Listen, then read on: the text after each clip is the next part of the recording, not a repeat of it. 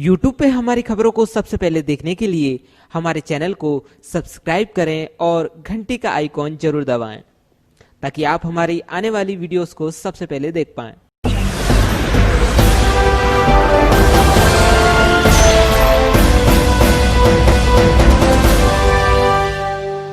दर्शकों नमस्कार, आप देख रहे हैं सोनाली सिटी चैनल गुना।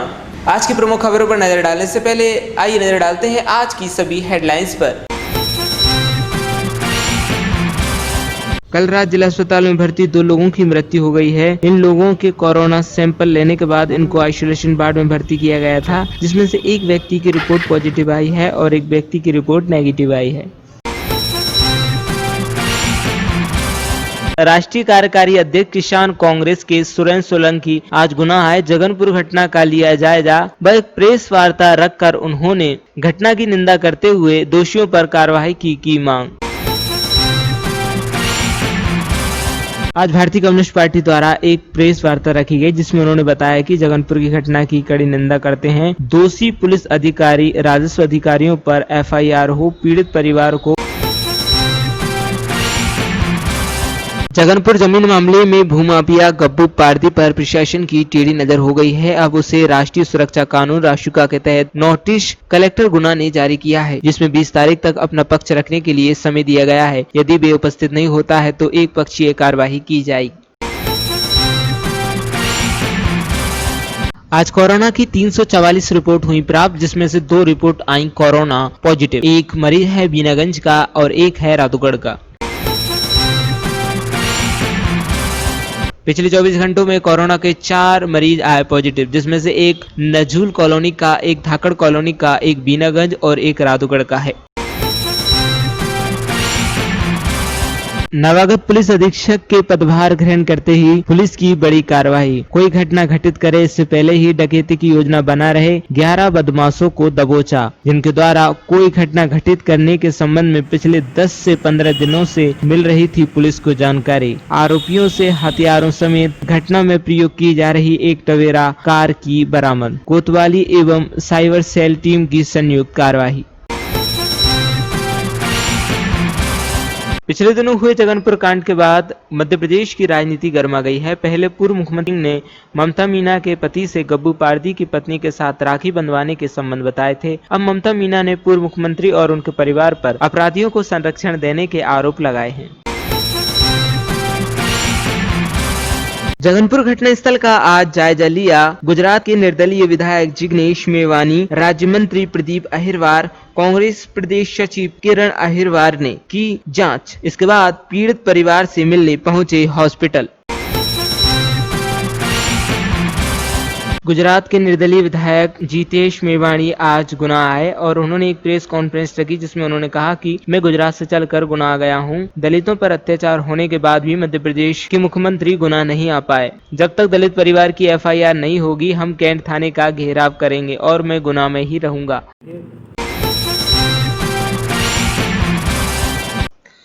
गलत हो नहीं और वास्तविकता छुपाई नहीं जाए, कहा कलेक्टर। गलत हो नहीं और वास्तविकता छुपाई नहीं जाए, बोले कलेक्टर। स्वास्थ्य विभाग की समीक्षा। नगर पालिका को 2 दिवस में आवश्यक सुधार लाने के निर्देश। कलेक्टर कुमार पुरुषोत्तम ने निर्देशित किया है कि विभागीय अधिकारी तनाव रहित होकर दायित्वों का निर्वहन करें। शासन की मंशानुसार योजनाओं और कार्यक्रमों का क्रियान्वयन तथा जनहित के कार्यक्रमों को मूर्त रूप देने में कोताही नहीं करें। पारदर्शी रहें, गलत करें नहीं और वास्तविकता कभी छुपाए नहीं। जो भी करें खुश होकर बेहतर करें।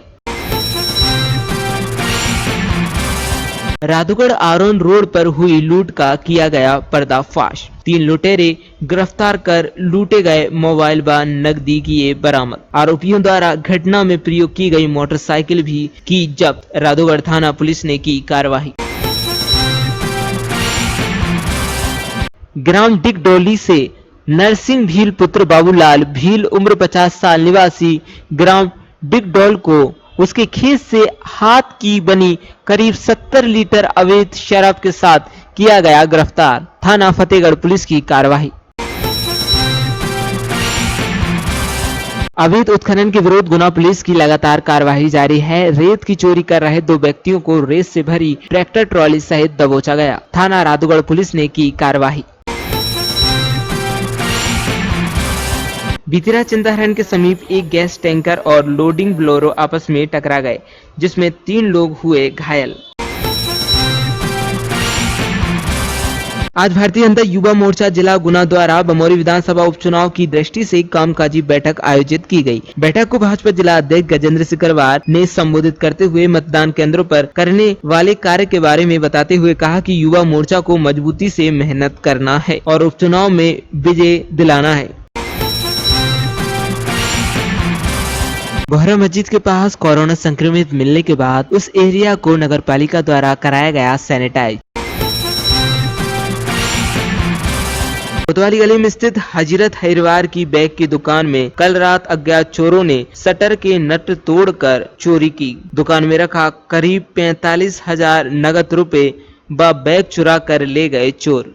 दुकानदार ने सिटी कोतवाली में की रिपोर्ट, पुलिस जुटी जांच में। आम आदमी पार्टी द्वारा आज एक दिन का उपवास रखकर स्थानीय शास्त्री पार्क के बाहर धरना प्रदर्शन कर जगनपुर की घटना पर विरोध व्यक्त किया व पीड़ित परिवार को मुआवजा देने की बात कही।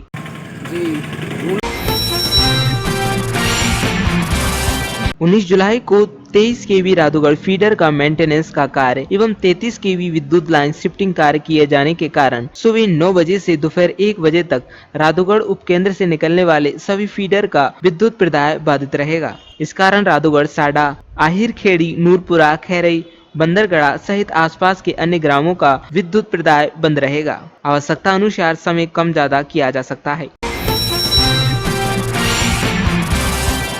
नगरपालिका परिषद गुना द्वारा शहर में बगैर मास्क लगाए घूमते पाए जाने वालों पर जुर्माना किया जाकर समझाइश दी गई। चालानी कार्यवाही के दौरान दुकानदार एवं आम आदमी जो बिना मास्क लगाए शहर में सार्वजनिक स्थलों पर घूम रहे हैं, उन पर 100 रुपए प्रति व्यक्ति जुर्माना किया गया। कुमारी श्रद्धा जैन ने 12th क्लास में बायोलॉजी से 19% प्राप्त करके स्कूल में द्वितीय स्थान प्राप्त किया है। श्रद्धा मेघा परिवार के संजय जैन, ऋचा जैन की पुत्री हैं। नवागत पुलिस अधीक्षक के पदभार ग्रहण करते ही पुलिस की बड़ी कार्रवाई। कोई घटना घटित करे इससे पहले ही डकैती की योजना बना रहे 11 बदमाशों को दबोचा, जिनके द्वारा कोई घटना घटित करने के संबंध में पिछले 10 से 15 दिनों से मिल रही थी पुलिस को जानकारी। आरोपियों से हथियारों समेत घटना में प्रयोग की जा रही एक टवेरा कार की बरामद। कोतवाली एवं साइबर सेल टीम की संयुक्त कार्यवाही। ये श्रीमान पुलिस अधीक्षक महोदय गुना को मुखबिर द्वारा सूचना मिली थी कि कुछ पारधी लोग घटना करने के उद्देश्य से आज शहर में आए।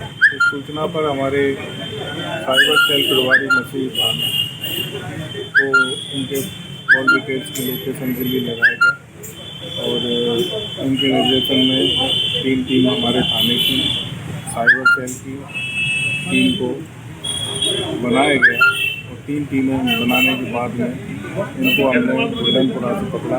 तो ये लोग जो है पेट्रोल पंप लूटने की योजना बना रहे थे और ये 11 पार्टी हैं जिन पर विभिन्न थानों में अपराध कायम है। काफ़ी अपराधी प्रवृत्ति के ये पार्टी में कहीं भी कोई भी घटना क्या क्या हथियार बरामद हुए हैं? इनका कट्टा बरामद हुआ है, तलवार बरामद हुई है 2 और जो चोरी करने के लिए कब्बल वगैरह, ताले तोड़ने के जो हथियार होते हैं वो सारे बरामद किए गए हैं और इनको आज कार्रवाई की जाकर जेल भेजा। कितने लोग गिरफ्तार किए हैं? इसमें 11 पार्टियों को गिरफ्तार किया। राष्ट्रीय कार्यकारी अध्यक्ष किसान कांग्रेस के सुरेंद्र सोलंकी आज गुना आए जगनपुर घटना का लिया जायजा व एक प्रेस वार्ता रखकर उन्होंने घटना की निंदा करते हुए दोषियों पर कार्रवाई की मांग। में बहुत फर्क है। वो तो खुद ही षड्यंत्र करते हैं और सरकार में होते हुए विपक्ष पर सवाल उठाते हैं।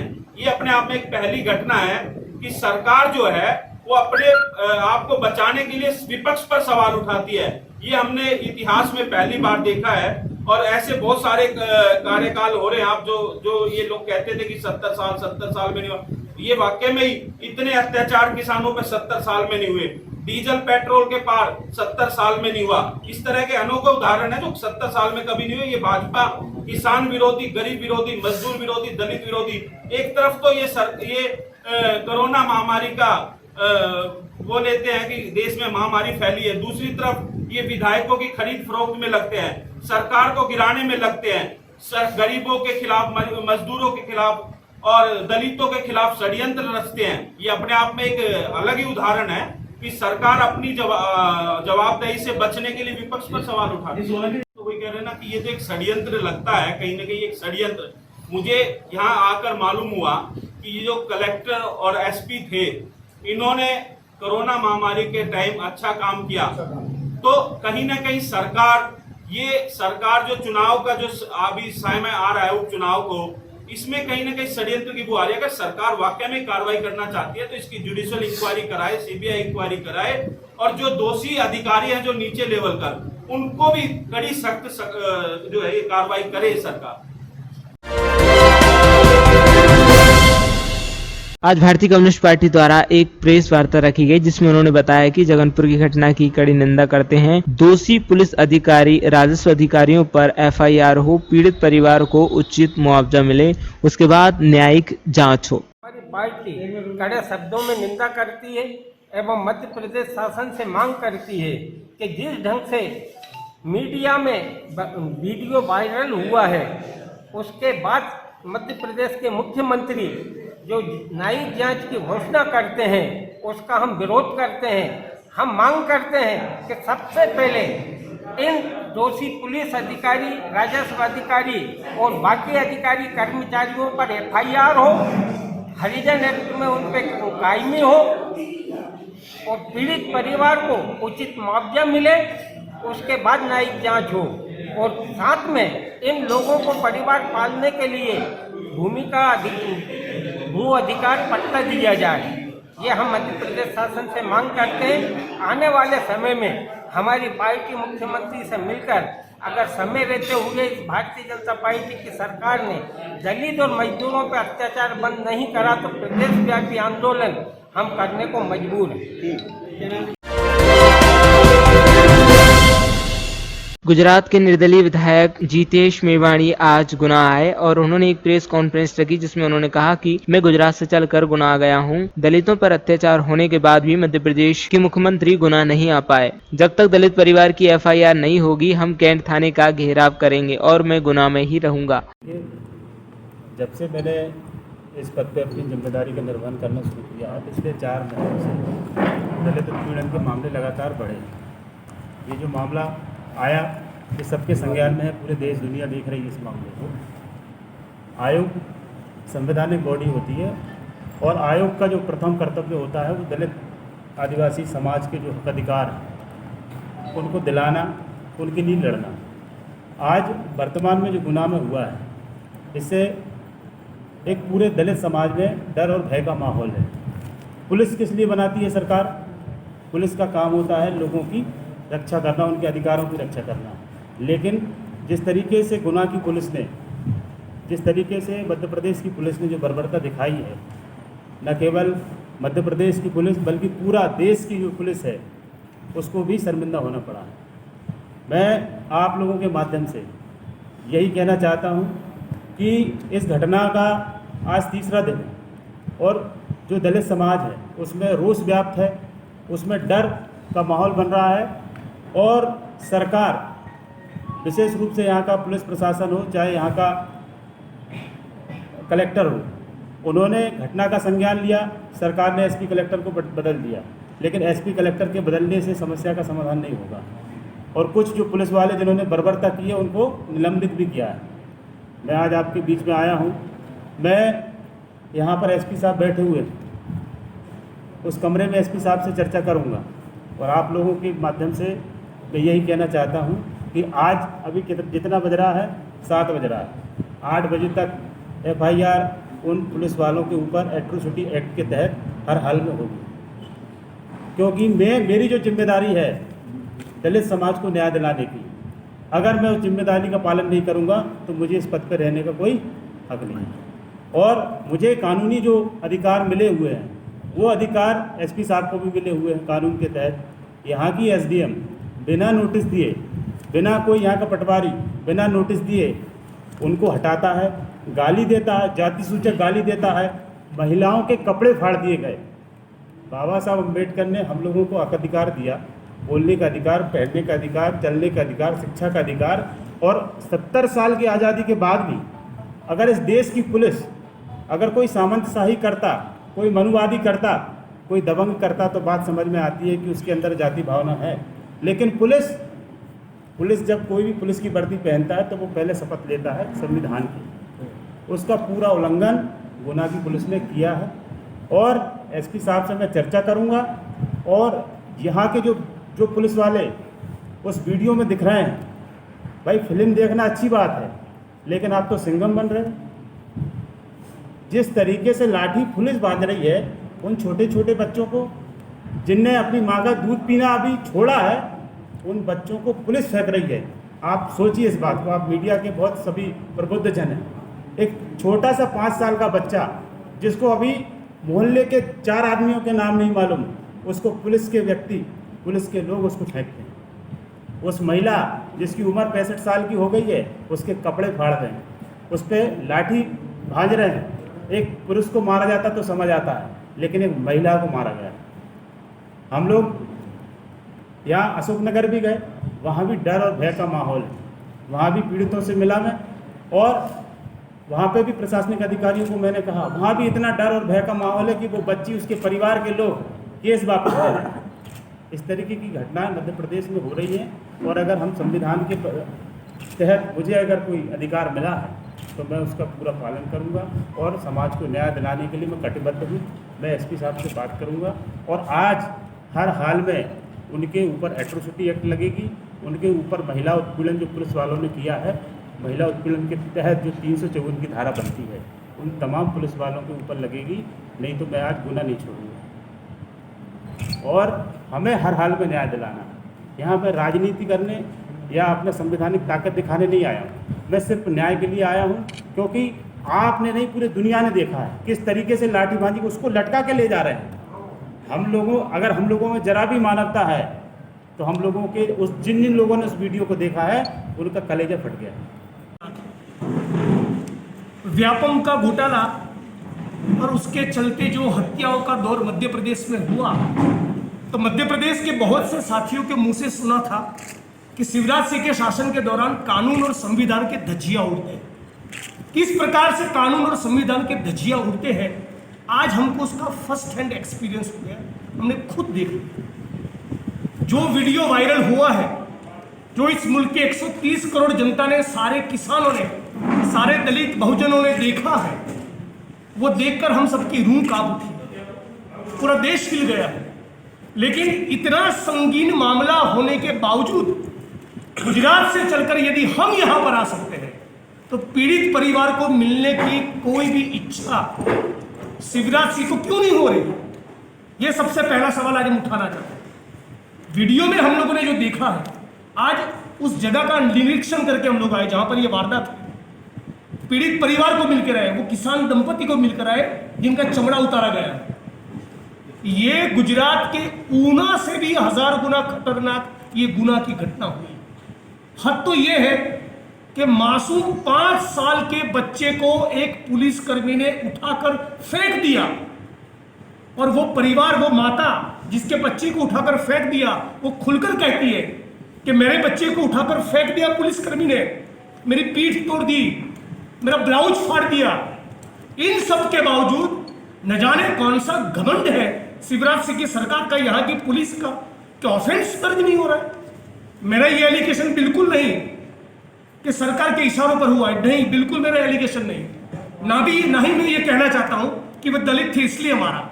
लेकिन अब जब पूरे देश के 130 करोड़ जनता के सामने ये बात साफ हो चुकी है कि जो विक्टिम है वो दलित समुदाय से है, तो पुलिस और प्रशासन की रिस्पॉन्सिबिलिटी बनती है कि अब तक मुकदमा दर्ज होना चाहिए था, अब तक कसूरवार सारे जो भी दोषी है, सारे दोषियों की गिरफ्तारी होनी चाहिए थी अंडर एट्रोसिटी एक्ट। तो क्यों ऑफेंस दर्ज नहीं हुआ?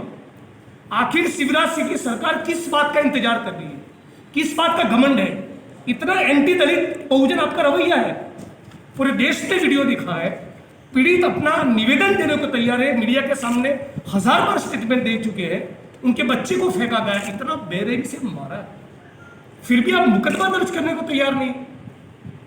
मुझे लगता है इससे ज्यादा एंटी दलित, एंटी किसान रवैया किसी भी सरकार का नहीं हो सकता है। शिवराज सिंह की सरकार को शर्म से दूर करना चाहिए। हमको गुजरात से आके ये डिमांड करनी पड़े कि ऑफेंस दर्ज करो। क्या कानून और संविधान का शासन नहीं रहा मध्य प्रदेश में? इतने धजिया उड़ रही कानून और संविधान के, ये तो हद हो गई। 5 महीने के बच्चे को आप फेंक दोगे, इतना चर्बी चढ़ा है यहाँ की पुलिस को। तो वो जो भी पुलिसकर्मी ने ये हरकत की है उस बच्चे को फेंकने की, जो भी पुलिसकर्मी ने महिला का ब्लाउज फाड़ा है और इतनी बर्बरता के साथ उनकी पिटाई की है, वो सारे पुलिसकर्मी निलंबित हो, उनके ऊपर एट्रोसिटी एक्ट के तहत मुकदमा दर्ज हो और 24 घंटों में उनकी गिरफ्तारी होनी चाहिए। यदि 24 घंटों में उनकी गिरफ्तारी नहीं होती तो पूरे भारत के किसान और दलित बहुजनों को हम अपील करेंगे कि मध्य प्रदेश में आए और शिवराज सिंह को मजा चखाए। ये तो सारी सीमाओं को लांघ दिया है। एक मासूम से बच्चे को आप फेंकने की जरूरत करोगे? कौन सी सदी में हम लोग जी रहे हैं? किस प्रकार की बर्बरता है? 5 जुलाई को जिस 5 साल की मासूम बच्ची के साथ बलात्कार हुआ, उनके घर जाके आए, क्या सुनने को मिला? आज भी गुंडे उनकी मर्जी के खिलाफ उस खेतों में घूम रहे हैं, आंख निकालकर उनको डरा रहे, धमकी दे रहे। कोई भी सरकार की ओर से कोई कंपेंसेशन नहीं मिला है। कोतवाली गली में स्थित हजरत हैरवार की बैग की दुकान में कल रात अज्ञात चोरों ने शटर के नट तोड़कर चोरी की। दुकान में रखा करीब 45,000 नगद रुपए व बैग चुरा कर ले गए चोर। दुकानदार ने सिटी कोतवाली में की रिपोर्ट, पुलिस जुटी जांच में। मेरा नाम राजकुमार है, मेरे पिताजी हैं, उनका नाम हजरत सिंह है। ये हमारी बैग की दुकान है, सेल भी करते बनाते भी हैं। घटना है सर, हम दुकान बढ़ा गए, उसके बाद में 12-1 बजे तक टाइमिंग पता नहीं है। यहाँ से चोर आया, ये बोल्ट वगैरह खोल के ऊपर आया और ये इससे काटा उसने लोकर को, और पेमेंट वगैरह बैग वगैरह सब ले गया। 40 या 45,000 तो केस था सर। 5-7 हज़ार रुपये के बैग लेकर गए, 2 खन खा लिए ऊपर के। आम आदमी पार्टी द्वारा आज एक दिन का उपवास रखकर व स्थानीय शास्त्री पार्क के बाहर धरना प्रदर्शन कर जगनपुर की घटना पर विरोध व्यक्त किया व पीड़ित परिवार को मुआवजा देने की बात कही। जी, गुना का जो ये मामला, दलित किसान परिवार पे पुलिस ने जो भयानक अत्याचार किया, अमानवीय अत्याचार करते हुए लाठीचार्ज किया 14 तारीख को, वो न केवल प्रदेश में बल्कि पूरे देश दुनिया में इससे गुना का नाम बदनाम हुआ और यहाँ के पुलिस प्रशासन का नाम बदनाम हुआ। यहाँ की जनता को कहीं न कहीं गलत नीची निगाह से देखना पड़ रहा है। एक तो आम आदमी पार्टी इस चीज़ की पूरी तरीके से निंदा करती है, भरसक निंदा करती है। साथ ही आम आदमी पार्टी मांग करती है कि जो लोग भी प्रशासन पे बैठे या पुलिस पे बैठे या कोई भी अधिकारी नेतागढ़ इसके लिए जिम्मेवार हों, उनके ऊपर हाई कोर्ट के निगरानी पे जांच करके सख्त से सख्त कार्रवाई की जाए। दूसरा, जो दलित किसान परिवार है जिसको कीटनाशक पीने के लिए, जहर पीने के लिए विवश किया गया, पीटा गया, मारा गया, हॉस्पिटल में एडमिट है, अभी हम मिल के आए उनसे, उनको 10 लाख रुपए का मुआवजा दिया जाए। जब तक कुमारी ऋचा जैन ने बायोलॉजी से 96% प्राप्त करके स्कूल में द्वितीय स्थान प्राप्त किया है। श्रद्धा मेघा परिवार के संजय जैन ऋचा जैन की पुत्री हैं। दर्शकों, आज हम आपकी मुलाकात कराते हैं हमारी खुद की बेटी श्रद्धा जैन से, जिसने 12th में बायोलॉजी में 96% प्राप्त किया। श्रद्धा, तुम्हारा स्वागत है city channel. Thank you. Shraddha, तुम्हारे 96% आए तो कैसा महसूस कर रही हो?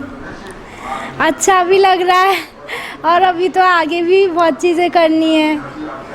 और क्लास में, स्कूल में आपका 2nd नंबर है, तो कितनी कमी रह गई कि अपना 1st स्थान नहीं हो पाया? 3 नंबर से तो टॉप कैसा किया। लग रहा है इस पूरे मामले में? आप कैसा महसूस कर रहे हो? क्या बनना चाहती हो? मैं साइंटिस्ट बनना चाहती हूँ। और आपकी प्रेरणा कौन है? मेरी प्रेरणा मेरे मम्मी पापा, मेरी फैमिली और सब लोग। मतलब मैंने कभी भी अपने मन में कोई डाउट्स नहीं रखे। मैं अपने सारे डाउट्स अपने टीचर से क्लियर करती थी। मेरे टीचर्स और हमारे स्कूल के प्रिंसिपल, उनने भी मुझे मोरली बहुत सपोर्ट किया। मेरे पेरेंट्स और मेरी पूरी फैमिली ने हमेशा मुझे इतना लव, अफेक्शन और सपोर्ट दिया कि एक कंफर्ट जोन अपने आप ही क्रिएट हो गया पढ़ने के लिए। तो उससे मुझे पढ़ने में बहुत आसानी भी हुई। इस साल 22 मार्च के बाद जो है कोरोना पीरियड आया है, उस दिन बहुत सारे बच्चों के करियर में थोड़ा सा डिस्टर्बेंस पैदा कर रहे हैं, तो तुम कैसा महसूस करते हो उसके बीच में? अब मैं एक तरह से तो ठीक, मतलब मेरे लिए ठीक है, क्योंकि मैंने ड्रॉप नहीं लिया तो मुझे आगे के एग्ज़ाम के लिए तैयारी करने में भी सुविधा होगी, लेकिन फिर भी सारी चीज़ें बहुत डिले हो गई हैं। अब कुछ पता नहीं है कब कैसे क्या शुरू होगा, तो उसका भी थोड़ा टेंशन है। किस किस को थैंक्स देना चाहेंगे आप अपनी सफलता? मेरी सफलता में सभी लोगों का हाथ है, मेरे मम्मी पापा, मेरी पूरी फैमिली, मेरे टीचर्स, मेरे फ्रेंड्स तक भी, और हमारे स्कूल के प्रिंसिपल भी।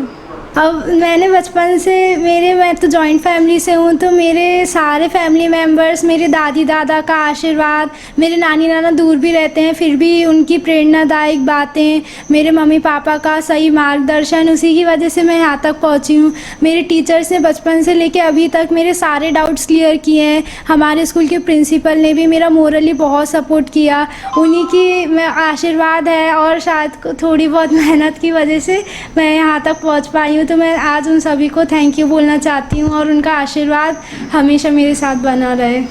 आपने कितने अंक प्राप्त करे? मैंने 12th क्लास में बायो सब्जेक्ट से 96% प्राप्त किए हैं। इसका श्रेय किसको देंगे? इसका श्रेय रेगुलर स्टडी, हमेशा मतलब मम्मी पापा ने रोज़ पढ़ने पे जोर दिया है। उनने कभी परसेंटेज के लिए प्रेशर नहीं बनाया, लेकिन उनने हमेशा कहा कि अगर मैंने बायो सब्जेक्ट लिया है तो मुझे रोज़ पढ़ना ही पड़ेगा। सारे मेरे मम्मी पापा, दादी दादा, मेरे सारे फैमिली मेम्बर्स, टीचर्स, मेरे दोस्त, छोटे बड़े भाई बहन, सब लोगों का इसमें बहुत योगदान था।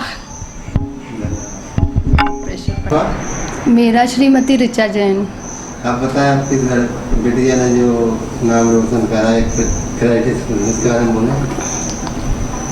स्वाभाविक है कि उसकी मेहनत तो होगी इतने परसेंट लाने में, लेकिन साथ ही इस चीज़ को नहीं नकार सकती कि प्रभु की कृपा, गुरुओं का आशीर्वाद और घर में सारे बड़ों फैमिली मेम्बर का सानिध्य उसको यहाँ इस मुकाम तक लाने में बहुत सहायक रहा। बचपन से ही वो मेहनती तो है ही, लेकिन एक बात है कि जो बच्चा जब 10th क्लास में आता है तो अपने को उसका इंटरेस्ट जान लेना चाहिए कि किस चीज़ में है, या तो खेल में है या साइंस सब्जेक्ट में है या आर्ट में उसकी रुचि है, फिर उस पर आगे बढ़ना चाहिए। तो बच्चा भी कंफर्टेबल महसूस करता है और पेरेंट्स को भी दिक्कत नहीं होती। तो इस क्षेत्र में हमने 10th में ही उसको डिसाइड करने के लिए छोड़ दिया था कि तुम्हारा क्या रुझान है, तो उसको तो बायोलॉजी लेना था, साइंटिस्ट बनना था। तो ये 11th-12th का सफ़र उसका अपने बल पे ही था। 8th तक तो मैंने बच्चों को पूरा ध्यान दिया है, पूरी पढ़ाई करवाई है, लेकिन 9th के बाद इस चीज़ का ध्यान रखा कि वो क्या कर रहे हैं, कब सो रहे हैं, क्या खा रहे हैं, सोशल मीडिया में कितना इन्वॉल्वमेंट है या टीवी कितना देख रहे हैं। तो भले आप बच्चों को पढ़ाओ या ना पढ़ाओ, ये मीनिंगफुल नहीं है। आप उनकी कितनी केयर रख रहे हो, उनकी दिनचर्या पे कितना ध्यान रख रहे हो। और ये भी बात रहती है कि अगर बच्चा कभी कभी बहुत परेशान हो जाता है, डिप्रेशन में चला जाता है, बच्चे ने अच्छा काम किया हो या बुरा, माता पिता को हमेशा साथ में खड़े रहना ज़रूरी है। तो बच्चे अपने आप में कॉन्फिडेंट रहते हैं। तो बस यही उसका सफ़र था और अभी तो छोटी सी मंजिल है, आगे बहुत बड़ी बड़ी मंजिलें पार करना है। आप लोग की ब्लेसिंग्स और अफेक्शन, लव, केयर, आशीर्वाद सबकी ज़रूरत है। Thank you.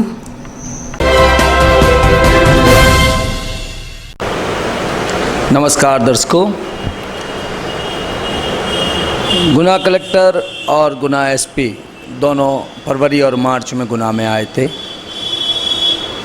और इस सदी की सबसे भयानक परेशानी कोरोना की भी इसी दौर में आई है। गुना के इतिहास में इन दोनों ने बहुत शॉर्ट टर्म में बहुत ही बेहतर काम किया है। काम कोरोना का हो, जिसकी मध्य प्रदेश लेवल पर गुना मॉडल की बहुत प्रशंसा हुई है, चाहे वो उपार्जन केंद्रों पर चना की खरीदी, गेहूं की खरीदी का हो, साफ़ सफाई व्यवस्था में एज ए प्रशासक उन्होंने बहुत अच्छा काम किया है, या सीमा पर जो गुना के अंदर लोगों को घुसने के लिए रोक लगाई थी उस पर भी बहुत बेहतर काम हुआ है। इतने शॉर्ट कार्यकाल में इन दोनों ने, चाहे कलेक्टर एस विश्वनाथन साहब हों या पुलिस अधीक्षक तरुण नायक हों, दोनों ने बहुत अमिट छाप छोड़ी है। अब वो विदा होकर गुना से चले गए हैं।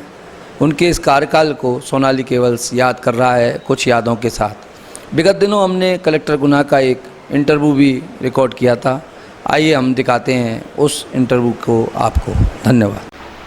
दर्शकों नमस्कार, आज हम आपकी मुलाकात करा रहे हैं गुना कलेक्टर एस विश्वनाथन साहब से। विश्वनाथन साहब, स्वागत है सर आपका सिटी चैनल। या नमस्कार, सभी गुनावासियों को बहुत बहुत नमस्कार। सर 10 मार्च में आप गुना में आए हैं। मार्च से अभी तक, मार्च आते से सबसे पहली और बड़ी दुनिया की और देश की बड़ी समस्या कोरोना की, तो ये कैसा रहा कोरोना का पूरा पीरियड, कैसे देखते? जैसे मैं आया था, आने का एक हफ्ते बाद जनता कर्फ्यू का डिक्लेरेशन भी हो गया था। फर्स्ट कोरोना पॉजिटिव केस मैं 13 तारीख को पहुंचा, 20 तारीख को फर्स्ट केस राजस्थान में आइडेंटिफाई हुआ। तुरंत हम लोग इस एंटायर एरिया में पहला जिला गुना जिला है जो उनका बॉर्डर सील किया है। बॉर्डर सील किया, इमीडिएटली अवेयरनेस कैंपेन हुआ। 22 तारीख जनता कर्फ्यू में गुना का योगदान बहुत अच्छा रहा, सब पब्लिक भी आगे आया।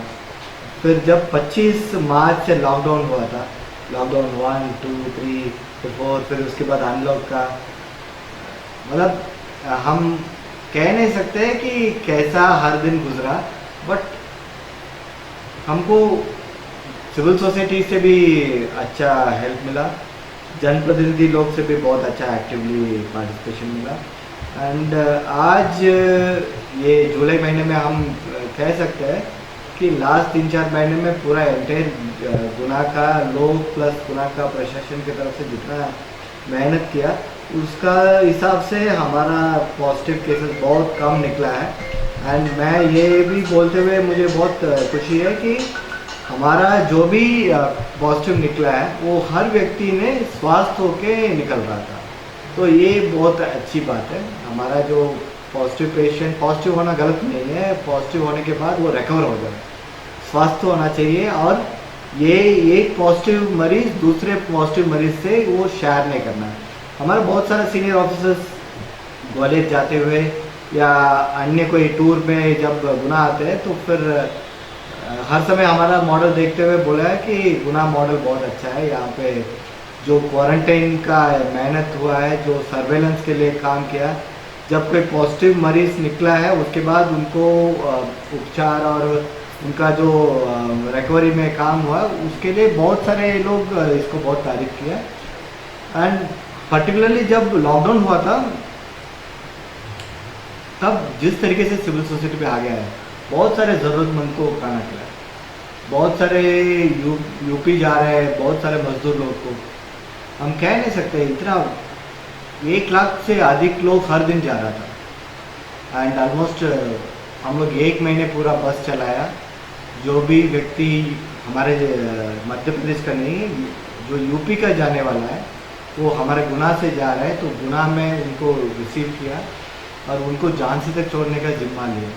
एंड एंटायर टीम को वो बधाई है, बिकॉज रात को नॉर्मली ये लोग 10-11 बजे आते हैं, पूरा रात ये लोग का काम किया।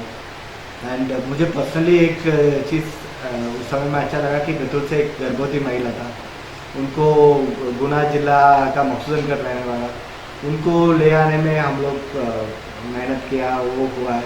और यहाँ पे एक हमारा 4 बच्चियाँ था, उनका फैमिली मैनपुरी में था, उनको फैमिली को उत्तर प्रदेश से यहाँ ला के वो बच्चे लोग के साथ रखना, तो बहुत हम लोग का काम पे खुद को अच्छा लगा। एंड जिस तरीके से गुना जिला वासी लोग इसको लेके गए हमको बहुत अच्छा।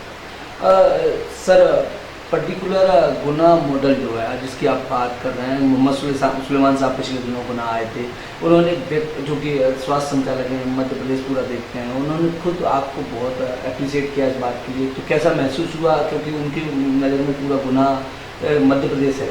हाँ, जब सुलेमान सर ने अप्रिशिएट किया हमको बहुत गर्व लगा कि हमारा जो मॉडल है, एक प्रदेश के बहुत सीनियर अधिकारी इसको देखते हुए बहुत अप्रिशिएट किया। एंड उसमें पर्टिकुलरली हम जो सर्वेलेंस का काम है, एंड जो व्यक्ति बाहर से आया है वो आने से तुरंत उनको जितना हर गांव पंचायत में और नगर पालिका क्षेत्र में इमीडिएटली कंटेनमेंट किया है, तो उससे काफ़ी बेनिफिट। सर पर्टिकुलर कुछ नाम जिन्होंने बहुत अच्छा काम इस कोरोना काल में किया हो, आपकी टीम के जो सदस्य हैं बहुत अच्छे वर्किंग की है? मतलब मैं अगर किसी एक दो नाम ले लूँगा तो मैं बहुत बड़ा गलती कर रहा हूँ, बिकॉज इतने सारे आमला है। मैं जानबूझ के किसी का नाम नहीं ले रहा हूँ, क्योंकि मैं अगर नाम बोलते जाऊँगा तो फिर उसका एंड नहीं।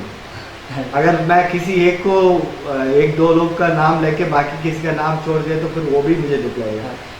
सर पर्टिकुलर कोरोना जो बहुत बड़ी महामारी है, सदियों में एक बार आती है, 100 साल में, तो उसमें आपका व्यक्तिगत एक्सपीरियंस आप कैसा महसूस करते हैं? इतना एंटायर इतने सारे लोग, आपको व्यक्तिगत रूप से कितना आत्मबल मिला इस पूरे काम में?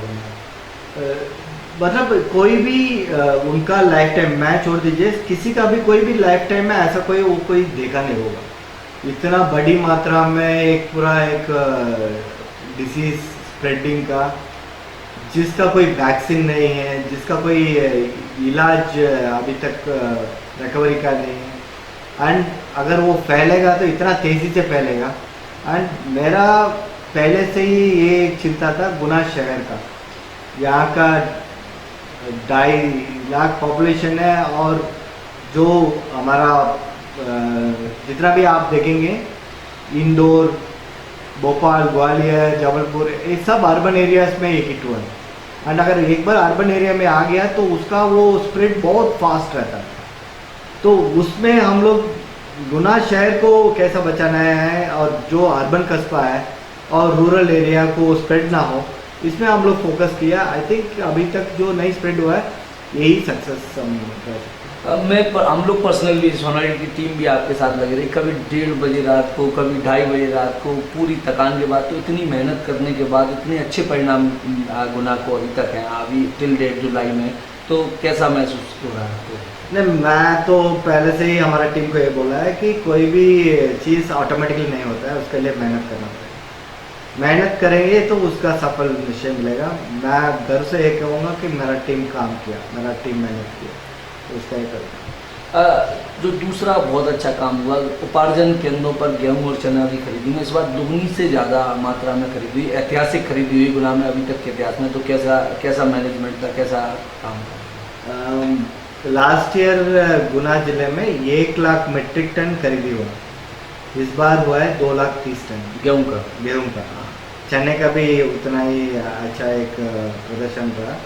एंड अच्छी बात है कि कहीं पे कोई किसान को कहीं पे कोई हल्ला करने का कुछ ज़रूरत नहीं पड़ा, कोई कुछ समस्या नहीं है। इतने सारे किसान, 25,000 किसान आया है, आके उनका खरीदी स्मूथली किया है, उनका जो मूलभूत सुविधा है, पेमेंट भी टाइमली हुआ है। तो इसकी वजह से किसान भी बहुत खुश है हमारे एरिया में। तो किसान हित में हम लोग जो ये खरीदी किया है उसके लिए बहुत गुना जिले का अप्रिशिएशन भी हुआ है। हमारा ज़्यादा शॉर्टेज भी कहीं निकला नहीं है। हम लोग ऑलमोस्ट डेली 10 बजे हम लोग पूरा एंटायर टीम के साथ बैठते हैं, आधा पौना घंटा हर दिन बैठते हैं। वो कहाँ पे किस केंद्र में क्या समस्या आया, कहाँ पे क्या इशू आया। बिकॉज कोरोना की वजह से ये हम ऑलमोस्ट 15 अप्रैल की बाद ही शुरू करते हैं, तो ऑलरेडी हम लोग 20-25 दिन लेट खरीदी शुरू किए। उसके बाद हमारे पास अवेलेबल था 1 महीना। 1 महीने में एंटायर खरीदी करना, बारिश आने वाला टाइम था, तो शिफ्टिंग कराना था, तो बहुत सारा इश्यूज़ था। इस इश्यूज़ को हमें लग रहा है कि गुना जिले में अच्छी तरह से हैंडल हुआ, और किसान के लिए बहुत हेल्पफुल जो भी करना था हम लोग कर रहे हैं। आप नगर पालिका के प्रशासक भी हैं, और सफाई में भी आप लगातार सुबह जाते रहे, लोगों को आप प्रेरित करते रहे सफाई के लिए, तो वो बहुत बड़ा काम है। कैसा एक्सपीरियंस? मॉर्निंग हम लोग सुबह जाते हैं, जाके वो सफाई कैसा करते हैं। जो व्यक्ति हमारा झाड़ू लगाता है हर रास्ते में, उनका क्या समस्या आ रहा है, उनके लिए और क्या हम कर सकते हैं, सो दैट वो मोटिवेट होके गुना को साफ सफाई रखने का क्या कर सकते हैं। इसके बारे में हम लोग बहुत सोच विचार किया। हमारा टीम को एक बेस्ट प्रैक्टिसेस देखने के लिए अन्य म्यूनसिपल कॉर्पोरेशन को भी हम भेजा, जाके देख के आओ, वहाँ से जो अच्छा काम है करेंगे। इस बार हम लोग पूरा ये प्लान में है कि आने वाला जो स्वच्छ सर्वेक्षण 2021 में गुना जिले का परिणाम कैसा रह रहा है, तो उसके लिए ऑलरेडी हम लोग टीम को एंगेज कर रहे हैं। एडिशनल मशीनरीज हम लोग ले रहे हैं। एंड मैं ये मानता हूँ कि कचरा ओपन पॉइंट्स, गार्बेज पॉइंट्स नहीं रहने चाहिए। जब कचरा निकलता है घर से कलेक्ट होना चाहिए, घर से डायरेक्टली वो डंपिंग ग्राउंड जाना चाहिए। बीच में जो भी डंपिंग छोटा छोटा ओपन पॉइंट है उसको ख़त्म करेंगे। ऑलरेडी हम लोग 4-5 पॉइंट ऑलरेडी ख़त्म हो चुका है। आप लोग देखेंगे तो हार्ट रोड में पॉइंट को हम ख़त्म कर दिया, एक आश्रम के पास एक ओपन डंपिंग पॉइंट था उसको भी हम ख़त्म कर दिया, एक बुल्लनपुरा एरिया में ओपन पॉइंट था वो भी ख़त्म कर दिया।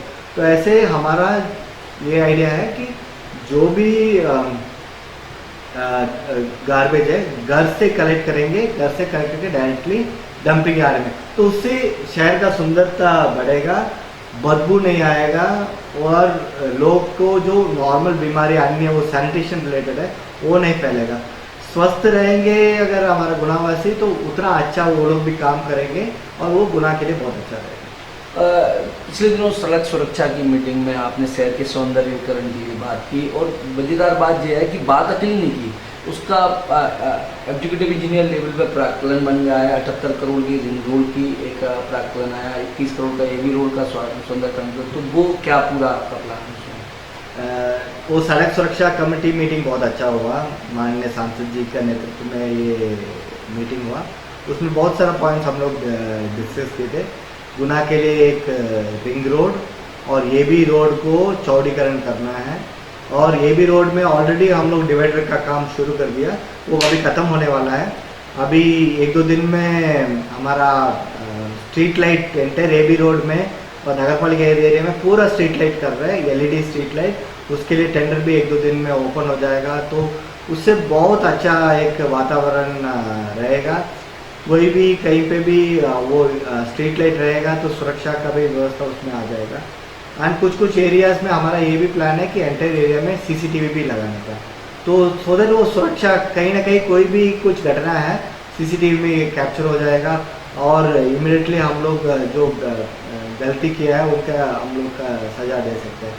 तो जब ये जो रास्ते के बीच में डिवाइडर और उसके ऊपर एक स्ट्रीट लाइट आने वाले कुछ दिन में आप लोग देखेंगे तो उससे गुना का बहुत अच्छा परिणाम। चैम्बर ऑफ कॉमर्स के साथ एक राष्ट्रीय ध्वज 102 फीट का लगाने का भी कार्य बहुत तेज़ी से चल रहा है और 15 अगस्त को वो लगने वाला है, तो वो क्या पूरा कैसा है? जब मैं यहाँ पे वो कोरोना के टाइम पे बीच में बहुत सारे लोग से इंटरेक्ट कर रहा था, तब वो उन्होंने चैम्बर ऑफ कॉमर्स ने आके रिक्वेस्ट किया कि हम लोग एक 102 फीट का एक नेशनल फ्लैग यहाँ लगाना चाह रहे हैं। तो हमको वो आइडिया बहुत अच्छा लगा।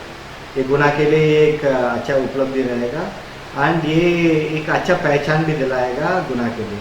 तो हम लोग एक लोकेशन आइडेंटिफाई किया जहाँ पे वो एक अच्छा शहरवासी लोग को सबको एक राष्ट्र के ऊपर और नेशनल इंटीग्रिटी के नाम पे कोई अच्छा एक फीलिंग संदेश दे सकता है, उसको चयन किया। और वहाँ पे मैं ये भी बोलना वेरी इंपॉर्टेंट है कि जो चैम्बर ऑफ कॉमर्स इस इनिशिएटिव लिया वो लोग भी बहुत तेज़ी से काम कर रहे हैं और नेशनल फ्लैग हमारा बहुत विश्वास है कि जल्दी गुना का एक पहचान बनेगा। और चैम्बर ऑफ कॉमर्स और बाकी जनप्रतिनिधि लोग भी बोल रहे हैं कि हम इसको स्टार्ट करने के लिए माननीय मुख्यमंत्री महोदय को गुना ले आएंगे, ये बहुत बड़ा उपलब्धि रहेगा। सर, गुना में जो मेजर गुना पुराना शहर है, पार्किंग की एक समस्या थी, आपने 2-3 पार्किंग यहाँ स्वीकृत की हैं तो उनको चिन्हित किया, अभी उन पर वर्किंग थोड़ी कम हो पा रही है, उसको कैसे बढ़ाएंगे? पर क्या ये पार्किंग हम देखा है गुना शहर में पार्किंग इतना बड़ा कॉम्प्लिकेटेड नहीं, थोड़ा सा स्ट्रक्चरल इशू है। कुछ जगह पे बहुत पार्किंग है, हाफिज़ात 1, 2, 3 लाइन पे पार्किंग है, कुछ जगह पे पार्किंग बिल्कुल खाली है। तो हमको ये आइडेंटिफाई करना है कि ये पार्किंग जो एक ही लोकेशन में एक फ्लोर है उसको थोड़ा सा स्कैटर होके करना है। तो हम लोग ऑलरेडी इस काम पे लग गया, 3-4 लोकेशन पे हम लोग ऑलरेडी पार्किंग के लिए आइडेंटिफाई कर लिया। नगर पालिका में पार्किंग का एक टेंडर भी हम लोग खोलने के लिए आदेश कर दिया। तो इसमें जो टेंडर आएगा उसको सेटल कर लेंगे। इसके अलावा नया पार्किंग लोकेशन भी हम आइडेंटिफाई करेंगे जहाँ पे लोग पार्किंग कर सकते हैं। तो उससे ये मुझे नहीं लग रहा है कि गुना का ट्रैफिक कंजेशन एक बड़ा इशू है, उसको थोड़ा सा स्ट्रक्चरल इशू है, उसको थोड़ा सा समझ लिया तो इसका इजीली सॉल्व कर सकते हैं। सर, आप नगर पालिका के प्रशासक भी हैं, जिला कलेक्टर भी हैं, शहर की सौंदर्यीकरण की कौन कौन सी और स्कीम है जो शहर की बेसिक जरूरत है जो आप समझते हैं होना बहुत आवश्यक है शहर के लिए? ये मैं जैसा बोला, साफ सफाई नंबर 1 है। सेकंड, डिवाइडर होना बहुत ज़रूरी है। थर्ड, उस डिवाइडर के ऊपर स्ट्रीट लाइट होना इम्पोर्टेंट है। इसके अलावा बहुत सारा एडवर्टाइजमेंट्स वगैरह बहुत इधर उधर स्कैटर्ड है, उसको स्ट्रक्चर करके अच्छे से लगा सकते हैं, तो उससे एक अच्छा इंप्रेशन बनेगा। पार्क्स कर सकते हैं, पार्क में बहुत सारे लोग को अच्छा ऑक्सीजन मिलेगा, बहुत सारे लोग को मॉर्निंग और इवनिंग वॉक करने के लिए एक अच्छा इन्वायरमेंट रहेगा। और यहाँ पे 2 प्रोजेक्ट मुझे बहुत अच्छा लग रहा है, एक गुजरिया तालाब है और दूसरा गुनिया नदी। गुनिया नदी के ऊपर एक अच्छा ब्यूटिफिकेशन हो सकता है। जितना गुना शहर है, गुना शहर के बीच में गुनिया नदी थोड़ा सा अगर हम सौंदर्यकरण कर सकते हैं तो ये एक बहुत अच्छा प्रोजेक्ट निकलेगा। सिमिलरली गुजरिया तालाब भी, ये दोनों का स्कोप है गुना जिले का अच्छा एक पहचान देने का। सर, गुना में ना तो स्टेडियम है और ना कोई ऑडिटोरियम है, तो उसको बनाने के लिए आप नगर पालिका के और अपने अधिकारों को उपयोग करते हुए कुछ तैयारी करेंगे कुछ? निश्चय, मैं खुद एक स्पोर्ट्समैन हूँ, मुझे टेनिस खेलते हुए मुझे अच्छा लगता है। तो मैं इनिशियल डेज में मैं बास्केटबॉल भी खेल चुका हूँ, तो मैं फील करता हूँ कि यहाँ का स्पोर्ट्स एनवायरनमेंट को बढ़ावा देने के लिए हमारा संजय स्टेडियम को एस्ट्रोटर्फ बनाने का काम जल्दी शुरू करेंगे और गुना का एक अच्छा एक वर्ल्ड क्लास स्टेडियम बनाने में भी हमारा काम रहेगा। आप टेनिस खेलते हैं और आईएएस लेवल पे मैंने सुना कि आप अच्छी टेनिस खेलते हैं, तो किस रैंकिंग में कैसे आप मीट में खेलते हैं? नहीं, हमको बेसिकली हम रिसेंटली 3-4 साल पहले ही स्टार्ट किए हैं, तो काम करते करते थोड़ा स्पोर्ट्स एक्टिविटी करने से फिर मन भी थोड़ा सा ठीक रहता है और नेक्स्ट दिन काम करने के लिए उत्साह भी देता है। सर, मैडम भी आईएएस है और आप भी आए, तो फैमिली कैसे आप एक अपनी पर्सनल लाइफ कैसे एंजॉय कर पाते हैं दोनों जने? वो ये नौकरी में यही एक बड़ा समस्या है, एक साथ रहने का कम अवसर मिलता है। एंड जब कोई भी आईएएस पति पत्नी है, उनका इनिशियल डेज फील्ड में रहता है। जब मैडम कलेक्टर रहते हैं, हम भी कलेक्टर रहते हैं, तो फिर दूसरे ज़िले में रहते हैं। अभी मैडम भोपाल में है, डायरेक्टर बजट है, और हम गुना ज़िले में, इसके पहले हरदा ज़िले में थे। तो वीकेंड्स में महीने में 1 या 2 बार हम मिल पाते थे। सर, अम्मा से आपको बहुत प्यार है, मैं जब भी इंटरेक्ट करता हूँ तो उनके साथ वो आपके साथ रहती हैं, तो कैसा माँ और बेटी के प्यार में आप कैसा महसूस करते हैं अम्मा से? जब अम्मा को देखता हूँ तो मुझे थोड़ा सा वो एक हम्बल फीलिंग आता है। हम एक नॉर्मल ह्यूमन बीइंग है, हमारा लाइफ का एक मीनिंग रहता है, तो उस मीनिंग को फॉलो करते हुए हमको जितने मैक्सिमम किस लोग को हेल्प कर सकते हैं, किसी को बेनिफिट दे सकते हैं, उसको काम करने का एक प्रेरणा भी मिलता है हमारे से। एंड आई लव पापा 2014 में गुजर गए थे, तो 2014 के बाद तो अम्मा मेरे साथ ही थे। मैं जहाँ कलेक्टर था, क्या जहाँ पोस्टिंग में हुआ, वहीं मेरे साथ ही अम्मा रहते थे। तो अम्मा साथ में रहने से बहुत सारी चीज़ मुझे भी बहुत आसान रहता है कि अम्मा बाकी सब देखभाल कर लेती है, सिर्फ मुझे काम के ऊपर पीछे दौड़ना पड़ता था, बाकी सब तो अम्मा है। एज ए आईएएस बहुत काम करने का मौका मिलता है, बहुत सारे लोगों की मदद करने का, बहुत सारे लोगों से इंटरेक्ट करना, तो एक तरीके से बहुत बड़ा क्षेत्र है सामाजिक सेवा करने का, तो कैसा महसूस करते हैं? नहीं, आईएएस डेफिनेटली एक अच्छा मौका देता है। लाइफ में सब लोग का ऑप्शन रहता है, बिना काम करके भी खुशी रहो या काम करते भी चैलेंज ले लो। तो काम करते हुए चैलेंज ले लेंगे और काम करते हुए आपको जो मज़ा आता है, वो जो पसीना का जो मेहनत है, वो निश्चय अच्छा लगता है। जितना आप मेहनत करेंगे उतना उसका सफल रहेगा। एंड आईएएस उसका कोई अच्छा एक स्कोप देता है, एंड जितना हम इस सर्विस को यूज़ कर सकते हैं पब्लिक का बेनिफिट के लिए, उतना करना चाहिए।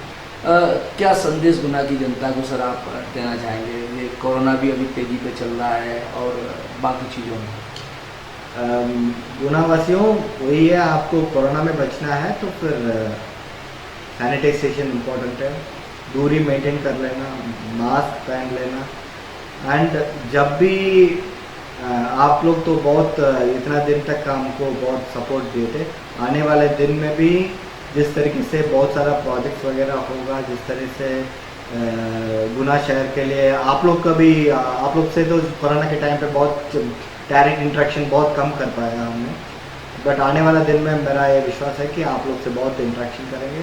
इंटरेक्शन करके जो हम सब मिलके एक गुना का एक मॉडल डिस्ट्रिक्ट बनाने में कामयाबी करेंगे। सर, शहर को स्वस्थ रखने के लिए आपने एक पर्सनल मिशन चलाया था बहुत ज़बरदस्त, हालांकि वो अंतर्राष्ट्रीय योग दिवस था 21 जून को, उसमें बहुत सपोर्ट मिला, क्या पूरा नहीं, ये तो हम लोग इनिशियली सोचा है कि बहुत कोरोना के टाइम पे योगा को भी प्रमोट करना है और कैसा सोशल डिस्टेंसिंग मेंटेन करते हुए कर सकते हैं। तो मतलब इतना बड़ा 1 लाख के अधिक लोग जुड़ेंगे ऑनलाइन के माध्यम से, ऑनलाइन में इतना बड़ा इंटरनेशनल योगा दिवस हो सकता है, बहुत ये तो गुनाह ही कर सकते थे। एंड बहुत सारे लोग ऑनलाइन में ऐप डाउनलोड के माध्यम से वो लोग ज्वाइन करके वो योगा किए थे। एंड ये बहुत बड़ा रिकॉर्ड है, इतने सारे लोग एक साथ मिलकर कर लिए। सर, एक अभी आपने हरियाली अमावस पे एक प्रोजेक्ट चला रखा है, त्रिवेणी लगा, 3 पेड़ों की त्रिवेणी होती है, उसको एक साथ लगाओ, कुछ 21,000 पौधे लगाने का आपने प्रोजेक्ट रखा है, तो वो क्या पूरा मामला है? हरियाली अमावस से 20 जुलाई का आ रहा है, और उस समय में एंटायर गुना मिलके एक 3 पौधे का त्रिवेणी वाला करेंगे। नीम, बर्गर और पीपल पेड़ का वहाँ पे रहेगा। ये बहुत, और जो भी पेड़ हम लोग लगा रहे हैं 8 फीट हाइट का लगाएंगे, और पूरा गुना जिले को ये थोड़ा स्टेबल करेगा। और ये जो बड़ा पेड़, ये पेड़ बड़ा होगा, आने वाला दिन में ये बहुत अच्छा ऑक्सीजन भी दे देगा और बहुत सारे लोग को हेल्प भी करेगा।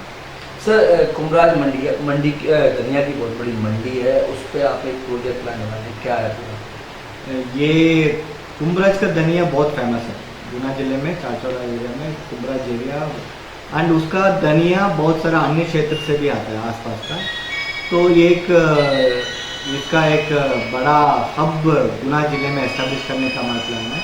स्पाइस पार्क बनाएंगे, जो एग्जिस्टिंग है उसको रिवैम्प करेंगे, और यहाँ पे अगर ग्रेडिंग हो जाएगा, यहाँ पे इसको सॉर्टिंग भी हो जाएगा, तो मुझे विश्वास है कि ज़्यादा आने वाले दिन में अच्छे एम्प्लॉयमेंट अपॉर्चुनिटीज़ मिलेंगे। गुना को बहुत सारे लोग एम्प्लॉयमेंट के लिए बाहर जाने का ज़रूरत नहीं पड़ा है, खुद यहाँ पे एम्प्लॉयमेंट मिलेगा, खुद इंडस्ट्रीज आना शुरू करेगा, और एक अच्छा एक hub, industrial hub spice market के लिए बनेगा। सर, जितनी मैं आपकी वर्किंग समझ पाया हूँ, आप काम पहले करते हैं और साइलेंट होकर, बहुत साइलेंट होकर फूलों पे काम करते हैं, तो इतनी और बहुत एनर्जी से काम को क्रियान्वित करते हैं, तो इतनी एनर्जी कहाँ से लाते हैं सर कि लोगों को काम पता पहले चल जाता है, आप बताते काम हो जाता है जब पता चलता है? एक अम्मा से आता है, दूसरा जिस लोग से इंटरेक्ट करते हैं उन लोग का पॉजिटिव एनर्जी मिलेगा। सर, एक और बात सवाल पूछना है, इतनी बड़ी टीम को मैनेज करना एज ए कलेक्टर, बहुत लंबी बड़ी टीम है, बहुत सारे विभाग आपके अंदर में, तो कैसे एक मंत्र जो पूरी टीम को एक साथ, क्योंकि तो पूरा टीम वर्क है, तो कैसे नहीं, ऐसा कलेक्टर हमको लीडरशिप देना पड़ता है एंड प्रायोरिटीज देना पड़ता है कि कौन सा काम कौन सा प्रायोरिटी है। एंड हम अगर प्रायोरिटी सेट करके उनको गाइड कर देंगे तो हमारा टीम तो पूरा काम करने के लिए ऑलवेज विलिंग रहता है, और उनका कैपेबिलिटी भी रहता है। सिर्फ हमको उनको गाइडेंस देना है, उनको लीडरशिप देना है, क्या काम प्रायोरिटी है, कैसा करना है, तो गाइडेंस मिल जाएगा, टीम वंडरफुल दिखाएगा। बहुत बहुत धन्यवाद। ये थे कलेक्टर एस विश्वनाथन साहब। आगे हम नई शख्सियत से फिर मुलाकात करेंगे।